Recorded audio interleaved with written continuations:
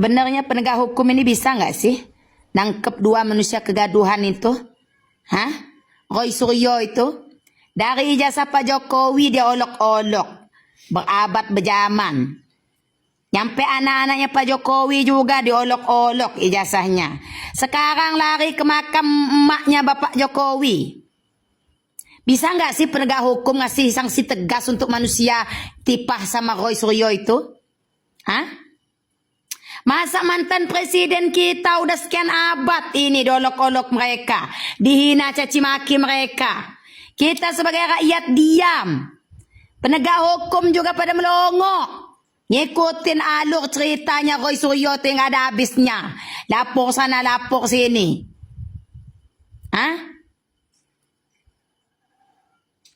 Mana dulu rumah Roy Suryo itu, Pak? Kita datengin dulu rumah dia tuh, Pak, biar dia kasih kesadaran dulu. Kok hidupnya bikin gaduh terus? Udah kayak orang senting. Cukup ganok sama entah apa-apa lagi yang mau dia ulek-ulek. Apa fungsi Roy Suryo itu di Indonesia ini, ya? Udah nggak ada bukti ijazah palsu, masih lapor sana, lapor sini. Yang anehnya juga tempat ngelapor kok diterima. Udah tahu orang sinting kayak gitu. Ini nyampe makamnya ibu Bapak Jokowi didatengin. Gak ada adab. Dibilang ibu sambung kurang panjang. Tahun 12 kuris. Kalau saya ketemu Roy Suryo itu ada depan podak saya sekarang. Itu tepak tepuk gem. Cino. Tambah tua bukan tambah mikir. Lain-lain yang dia urus. Iya. Itu mantan presiden, 2 periode dia mimpin Indonesia. Nggak ada adab, kamu orang nggak ada hormat sedikit pun. Hah?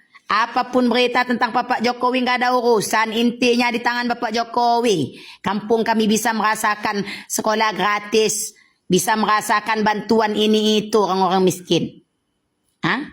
Mau berita apapun utang negara tahun 20 bukan urusan kami. Yang saya tahu semenjak ada Bapak Jokowi di Lampung ini baru punya jalan tol. Sedikit-sedikit di Lampung ini adalah jalan udah mulai hitam, udah mulai diaspal. Kalau zaman-zaman presiden lainnya saya tidak tahu, saya tidak kenal. Ya. Jadi tolong dulu untuk masyarakat tindak lanjutin dulu Roy Suryo sama tipah itu yang gak ada guna itu ya.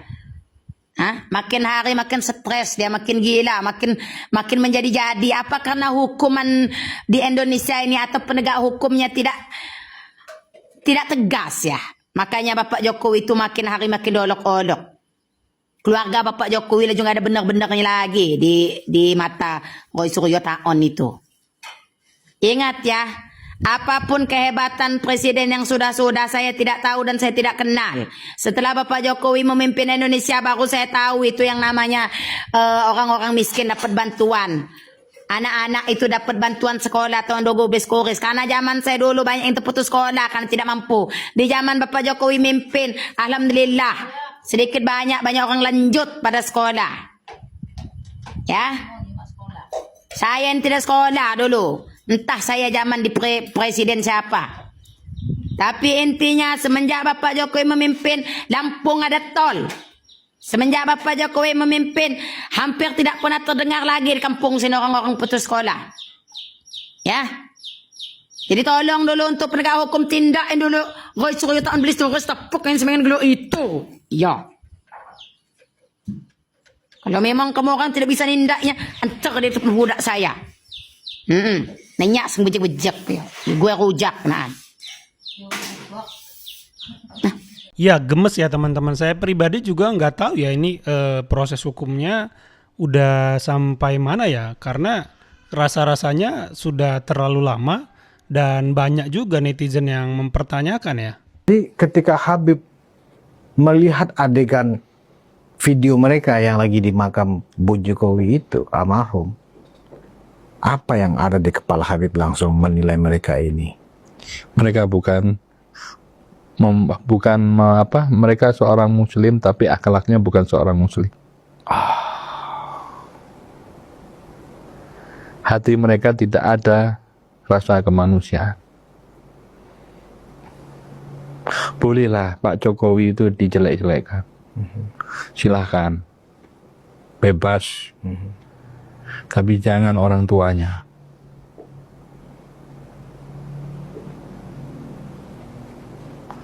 Doa orang tua yang sudah meninggal itu masih didengarkan sama Allah.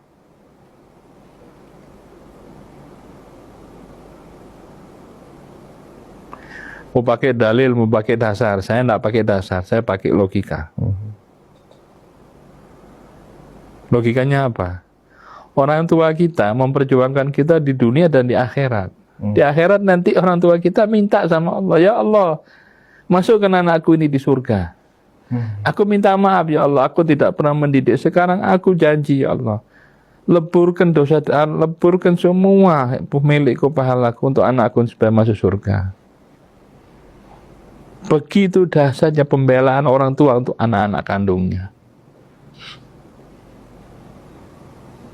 Tiba-tiba ada orang lain ya menghina dan merendahkan Ya, ibu lagi ya kan. ibu. Tapi begini, Bib. Respon dari salah seorang cucunya Ibu Sugiatmi, yaitu Mas Wapres Gibran Rakabuming Raka, membuat kita juga berpikir, apa ya, sebagai seorang yang welas asih, apa komentarnya beliau?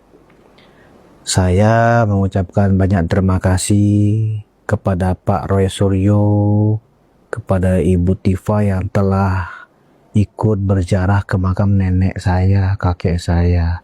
Itu doang. Ini kira sebuah tingkat kesabaran seorang anak muda yang punya posisi tinggi di Republik ini, ya kan, justru mengucapkan terima kasih, Bib. Neneknya sudah dihina dan difitnah seperti itu, masih mengucapkan terima kasih. Habib Sakur, pelajaran apa yang mau kita ambil dari pernyataan Mas Wapres ini? Itu hikmah spiritual, emosi spiritual yang tinggi. Tingkat emosional secara spiritual yang tinggi. Kenapa saya katakan tingkat emosional? Itu, maaf ya bahasanya itu, secara spiritual, emosinya itu ditahan. Maaf bahasa saya kalau salah, emosinya ditahan. Karena beliau ini, Wapres ini, sudah ditakdirkan sama Allah mencapai ketingkatan sebagai Wapres. Ada ikhtiar, ada garis keturunan. Tingkat kesabaran memang diperlukan. Tentunya spiritualnya sudah tinggi. Beruntunglah orang-orang yang masih ada ibunya.